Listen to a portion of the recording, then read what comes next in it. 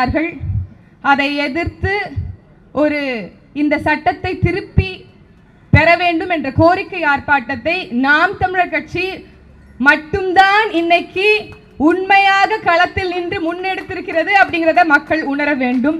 ஒரு அரசியல் கட்சிகள்லயே மூன்றாவது பெரிய கட்சியாக இன்னைக்கு திமுக சிறுபான்மையினருடைய காவலர்கள்லாம் சொல்றாங்க. ஆனால் அவர்கள் என்ன செய்தார்கள் தெரியாது. ஆனால் நாம் தமிழர் கட்சி நமக்காக நிற்கிறது என்பதை உணர வேண்டும். பல பேர் வக்ஃப்னா என்ன அப்படிங்கிற பொருளெல்லாம் சொன்னாங்க. கொஞ்சம் குழம்பிருப்போம்.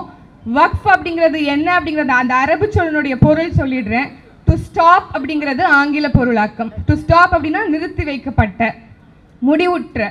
எது முடிவுற்றது?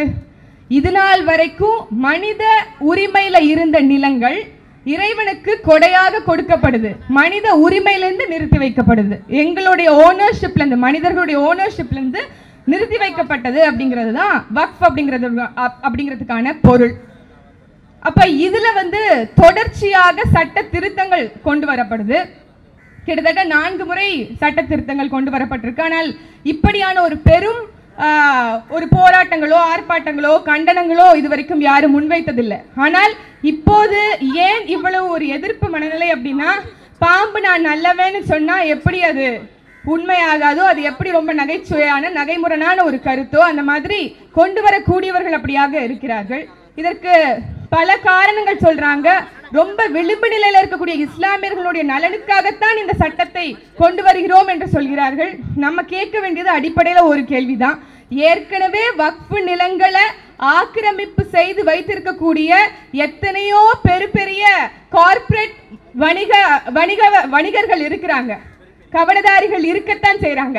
அந்த நிலங்களை மீட்டு வக்ஃபுக்கு திருப்பி கொடுக்க போறீங்களா, இல்ல வக்ஃப் நிலங்களை எடுத்து திருப்பியும் கார்ப்பரேட்டுக்கு கொடுக்க போறீங்களாங்கிற கேள்வியை நம்ம எழுப்பி பார்த்தோம்னா இதுல இருக்கக்கூடிய நன்மை நம்ம எல்லாருக்குமே விளங்கிரும் அப்படின்னு சொல்லி நினைக்கிறேன். நாம இதுல என்ன சொல்றோம் அப்படின்னா, முக்கியமான 2 சூழ்ச்சிகள். RSS இயக்கம் தோன்றி 100 ஆண்டுகள் நிறைவு பெற போகுது அப்படிங்கும் போது அவர்களுடைய நோக்கம் ஒண்ணுதான். பாஜக RSS-ஐ குளிர்விக்கணும் அப்படின்னா இஸ்லாமியர்களை இரண்டாந்தர குடிமக்களாக ஆக்கணும், அவர்களை நிலமற்ற குடிமக்களாக ஆக்கணும், அவங்களை சிறுமைப்படுத்தணும் அப்படிங்கிறது தான், அவர்களை பலவீனப்படுத்தணும் என்பதுதான் இவர்களுடைய நோக்கமாக இருக்குது. அப்போ இந்த சட்ட திருத்தங்கள் ஒரு 48 சட்ட திருத்தத்தை கொண்டு வந்திருக்காங்க. அதுல முக்கியமா என்னுடைய அருமை தானவன் சீமான் அவர்கள் கூட செய்தியாளர் சந்திப்புல சொன்னாங்க, முக்கியமாக நான் முஸ்லிம்ஸ், அதாவது இஸ்லாமியர் அல்லாதோர் இந்த வக்ஃப் வாரியங்கள்ல இடம்பெறலாம் அப்படின்னு சொல்லி இந்த சட்ட திருத்தம் சொல்லுது. தானவன் சீமான் அவர்கள் கேட்டது போல HRNC-ல இந்து சமய அறநிலையத்துறையில இருக்கக்கூடிய இடங்களை நிர்வகிக்கிறதுக்கு இதே மாதிரி ஒரு அந்தந்த சமயங்களை சாராத வேற யாரையாவது வைப்பீங்களா, உரிமையாளர்களா வைப்பீங்களா அப்படிங்கிற கேள்வி ஒண்ணும் இல்லை.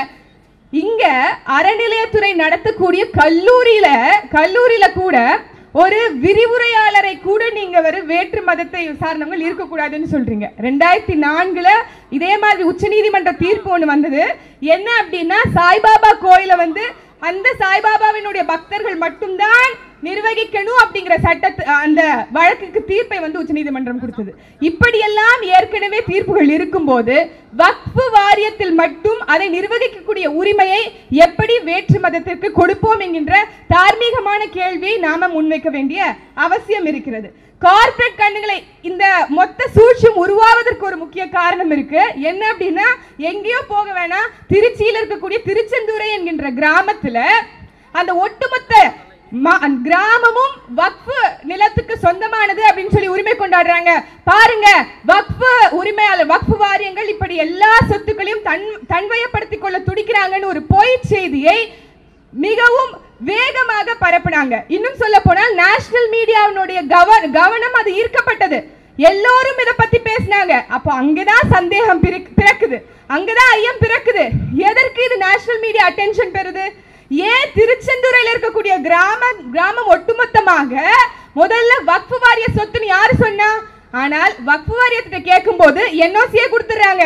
ஒட்டுமொத்த கிராமமும் வக்ஃபு வாரியத்துக்கு சொந்தம் கிடையாது. வெறும் அந்த குறிப்பிட்ட சந்தேகத்துக்கு உட்பட்ட சர்வே நம்பர்ல இருக்கக்கூடிய இடம் மட்டும்தான் வக்ஃபு வாரியத்துக்கு உரிமம் அப்படிங்கிறதையும் அவங்க விளக்கிட்டாங்க.